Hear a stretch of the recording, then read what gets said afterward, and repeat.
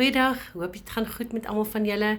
Ek kondig met opgewondenheid aan ons vrouekamp in Strandfontein volgende naweek by die VCSV kampterrein by die Weskus en ons gesels oor creating healthy boundaries.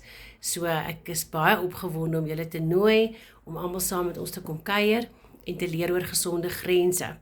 Ek sê altyd gesonde grense, die kursus het vir my lewe gered. Een van die hooftemas van boundaries is taking responsibility for yourself is healthy. Taking responsibility for another adult is destructive. So ek vlieg af volgende week en ek het 'n kar gehuur en ek ry op tot daarbo by julle en ek is baie opgewonde om dan daai naweek saam met julle te kuier.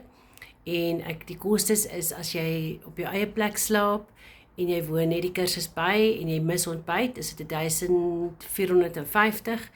En as jy al saam ontbyt eet en al die eet 5 etes saam met 'n geskenksak en al die kursusinligting, 1650. En as jy daar oorslaap is dit 1950.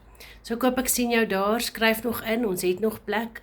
Daar iemand het ook borge begin gee, so as daar mense is wat nie die volle bedrag kan bekostig nie, kan ons vir jou 'n R500 borg gee. So ek hoop jy kom in, skryf in, vul jou inskrywingsvorm in, e-pos dit na laurentia@mweb.co.za en dan sien ek julle volgende naweek. Moenie hierdie kamp mis nie, dit is amazing. Dit gaan jou lewe verander, dit gaan jou emosioneel gesond maak. Jy gaan nie dieselfde mens wees na hierdie naweek nie. So ek sien julle volgende. Onthou, boundaries is a God idea. So mens besef nie hoeveel van hierdie inligting weet ons nie. Hierdie healthy boundaries gaan jou verhouding met jou lewensmaat, met jou kinders en almal om jou gaan dit kan herstel.